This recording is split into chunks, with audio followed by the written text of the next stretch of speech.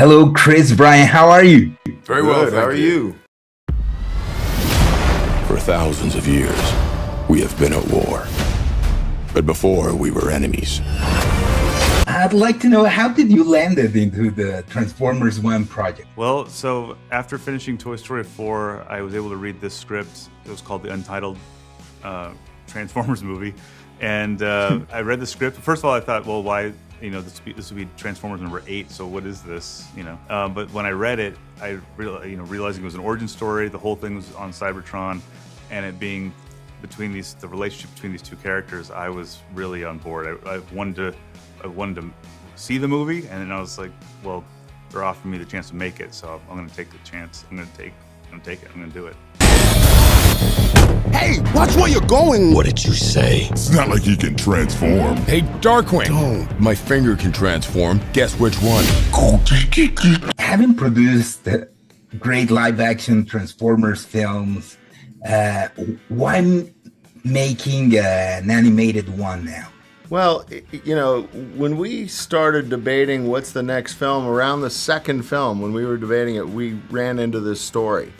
And we so wanted to tell this story, but there was really no way. We kept feeling like, well, maybe technology will get us somewhere where we could actually make this live action. And the truth is, it would be impossible from a financial point of view to try to do this live action. But it was also, the story is so much a story of our time today in terms of authoritarianism versus democracy. And it just, we've long wanted to do something different, and it just felt right now. I see strength in you. Take these and access your full potential. I'd like to know if you watched the Transformers cartoon as kids, and how does it feel to be part of that universe now? Pretty cool. Yeah, I mean, definitely, I'm a little older than Chris. Like a year. So I don't want to fight. But we definitely watched it. Not only did we watch it, we played with the toys. Yeah. We are still trying to figure out how to transform the toys. Put them back together. Put them back together because it's really hard. We both had action figures, but we're not sure how we got them. We're pretty sure we stole them. We were pretty. It's a strong word. Pretty sure it started like a Transformers gambling ring in order to get the best. Yeah. But it's always been a part of our lives. Like, it's always been a part of our lives. Like, we all know the sound they make when they transform. Yeah. We all know the different colors. So it's global. That's the craziest thing, is that we're from two sides of the globe, and like, we're talking about it as if though we were playing in the backyard together with them, because it's that relatable. So it's really amazing to see that this story still resonates today. Maybe it's just me, but he's different. Yeah, no, I picked up on that. I picked up on that too. Okay, the story that we see in the film is canon in the Transformers universe. Transformers universe is interesting because I don't know if there is anything that's considered canon, because there's so many different versions of the story. So it's all the same lore, I guess. But that's just semantics. But yeah, this is, there's always an idea that the two of them were on the same side before they became enemies. Allow me. You watch my back, promise to watch yours. Well, there's also this character evolution throughout the film. And how did you manage? It's so perfect with voice acting and the animation. We get to see that. Was that your intention? Absolutely. I mean, every step of the way in animation is intentional.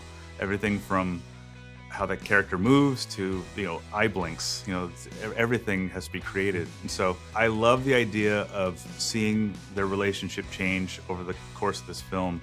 And I thought that would be really cool and new, something that we knew brought to this whole thing, which is seeing them together as friends in a really fun, likable way, where as an audience member, we really enjoy watching them together, so that by the time we get to the end of the movie, it's really tragic that the relationship is over, but we also understand more why it's over than ever before. So it's a very human story, but told with Transformers. Manners. I'm B. This is Alita, and this is Steve. Do they talk back to you? They're not real. Oh. It's amazing that you don't underestimate the intelligence of younger audiences. Well, I think, our obligation is to treat, you know, you're already dealing with something in the sense of walking, talking robots from outer space. You know, you have a choice in a way of taking it seriously or not. And our choice has always been to take it more seriously. And so, you know, I think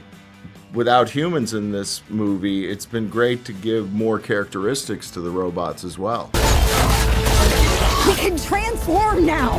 How do we use these things? My head! There's a great chemistry among you in the film, and well, did us between us? yeah. Really? Did you have to work that on to get along, or? The funny thing is, this is a real testament to Josh, our director. Is we had never met until the press tour, and so we recorded our pieces of this film in separate locations. Occasionally, I would get to hear a little bit of what Brian was doing with the character, and I go, oh, okay, so I could adjust mine. But mostly, it was a leap of faith, and it was, here's my version of it, and hopefully it all pieces together and assembles in the right way.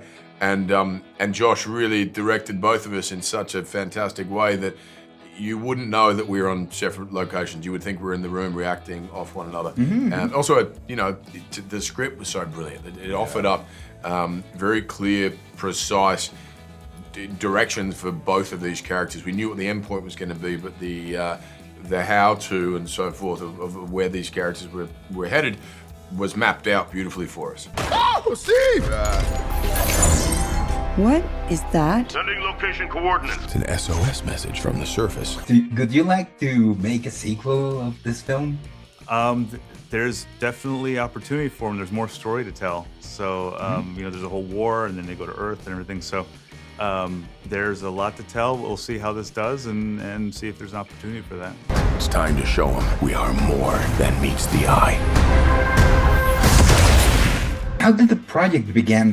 What was the first approach to Transformers 1 for you? When we came across it around the second movie, what happened was over time we kept revisiting it and thinking about, well, what are the opportunities in telling this story? I think one of the biggest things that kept us interested was this is really, as much as possible, the entire movie is about two characters. It's not really about a plot. It's not really about a lot of things that the big action movies tend to demand and need for the audience. And so that's what really attracted us. And then we kept thinking about what are the alternatives in terms of how we're going to do it. And the biggest thing that we were hoping to achieve, which we think we did, was to make you feel as sad for both characters that their relationship didn't work. So you're not rooting against Megatron, you feel bad for him. How you choose to use this power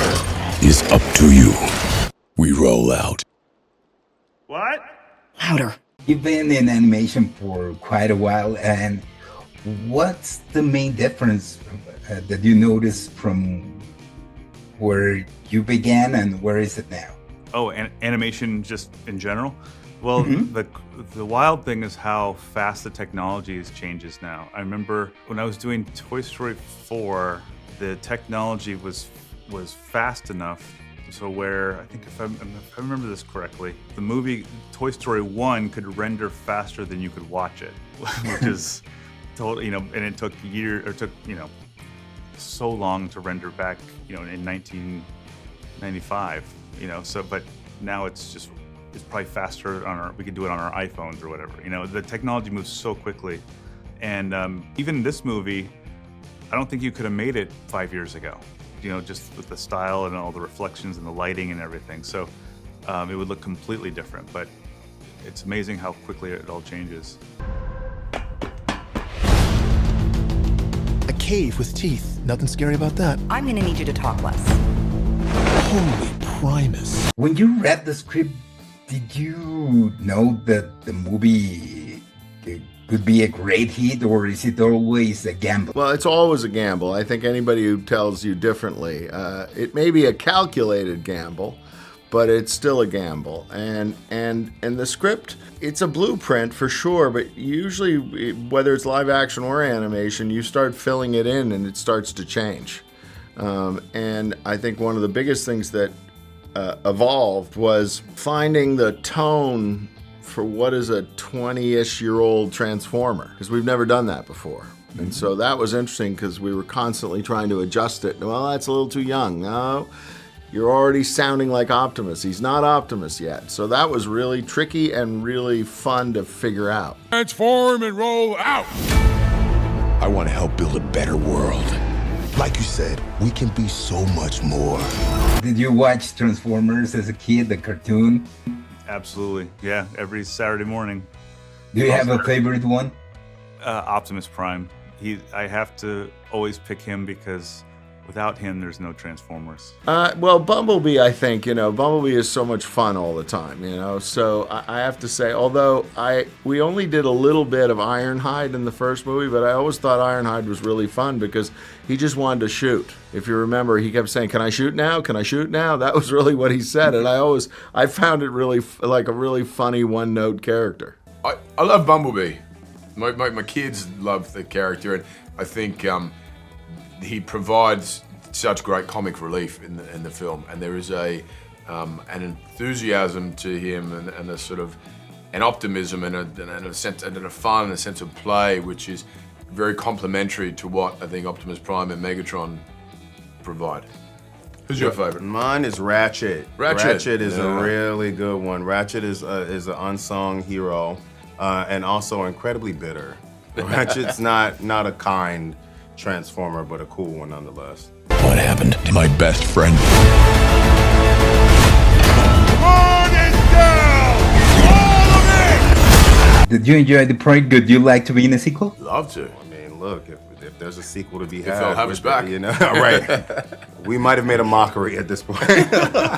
No, of course, we would love to. It was so fun. It really was a delight. Yeah. Yeah, we're kind of living out our childhood fantasies playing these characters. You know, it's as you say before we watched the cartoons as kids, played with the action figures, probably pretended to be these robots, these aliens, and now here we are as big kids. Yeah. Still pretty stoked. Yeah. Thank you a lot, guys.